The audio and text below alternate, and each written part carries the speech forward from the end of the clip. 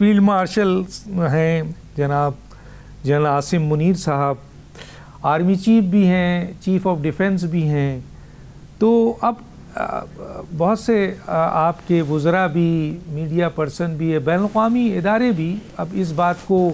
کہہ رہے ہیں کہ جناب فیلڈ مارشل صاحب نے یعنی فوج نے جنگ بھی جیتی، بہت بڑی جنگ ہوئی، پاکستان آئسولیشن میں تھا، پوری دنیا میں اس کی وجہ سے پہچانا جا رہا ہے، اس کی اہمیت ہو گئی ہے۔ فیلڈ مارشل صاحب دفاعی معاہدے بھی کر رہے ہیں، فیلڈ مارشل صاحب سفارت کاری بھی کر رہے ہیں، اس میں بھی کامیابی ہے۔ آپ نے فائنینشیل ٹائمز کا ابھی آپ نے دیکھا ہوگا، بڑی اہم رپورٹ آئی ہے۔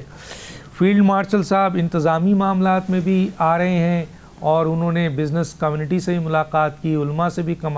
ملاقات کی، میڈیا کے اہم پرسن سے بھی کی۔ فیلڈ مارشل صاحب سرمایہ کاری میں بھی کام کر رہے ہیں، جو معدنیات وغیرہ کے لحاظ سے۔ تو سر سب یہ فیلڈ مارشل صاحب کر رہے ہیں، تو پھر حکومت کیا کر رہی ہے سر؟ دیکھیں، یہ جتنی جہتوں کا بھی آپ نے ذکر کیا ہے، ان میں اگر آپ تھوڑا سا غور سے دیکھیں تو یہی چیزیں جو ہیں وہ وزیر اعظم کے متعلق بھی کہی جا سکتی ہیں۔ یہ سارے کام جو ہے وہ وزیر اعظم بھی ساتھ ساتھ ہی کر رہے ہیں، یا وزیر اعظم کر رہے ہیں اور فیلڈ مارشل صاحب ان کے ساتھ ہر جگہ پہ موجود ہیں۔ تو یہ ایک بہت ہی اچھی کمبینیشن ہے، اور پاکستان اپنے محل وقوع کے لحاظ سے، کیونکہ پاکستان کو اپنے یعنی وجود میں آتے ہی جو ہے وہ ایک ایسے دشمن ہمسایہ ملک سے واسطہ پڑا جس نے کشمیر کا علاقہ جو ہے اسے تو فوری طور پہ ہی جو ہے وہ یرغمال بنا لیا، اس کے اوپر قبضہ کر لیا، اور پھر درپے تھا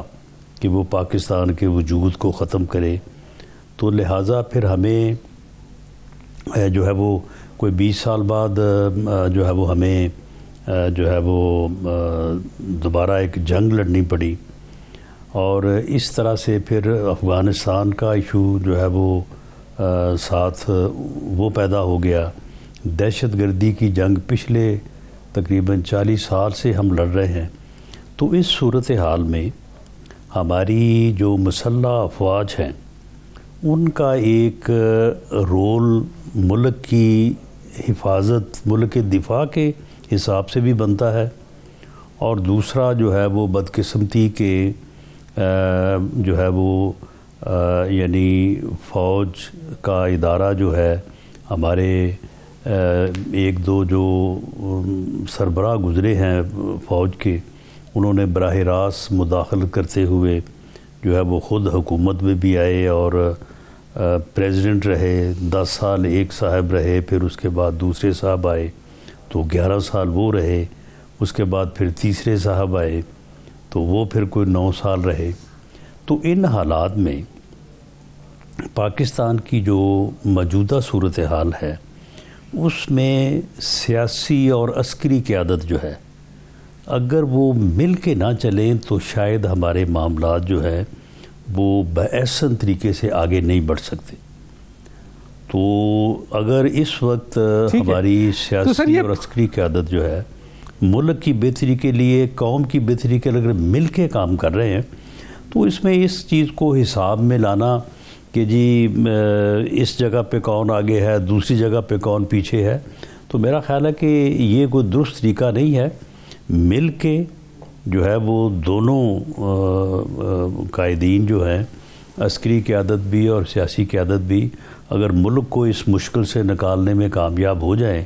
تو اس سے بڑا احسان اس ملک اور قوم پہ کوئی نہیں ہو سکتا۔